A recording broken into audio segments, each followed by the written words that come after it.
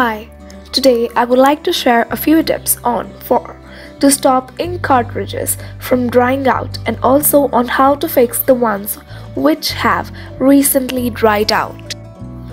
If you are not going to use your printer frequently, then take out cartridges after every use. Seal the ink nozzles with a tape. Make sure to press it well and store in a Ziploc bag until next use.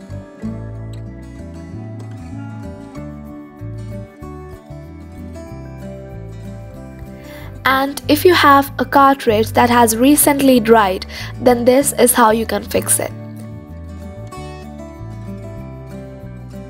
Soak a paper towel in water and keep the cartridge on the wet towel for 1 to 2 minutes with the ink nozzles facing down.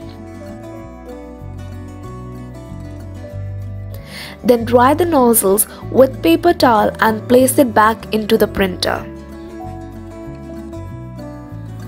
Similarly, if you want to use the other cartridge, simply remove the tape and insert the cartridge into the printer.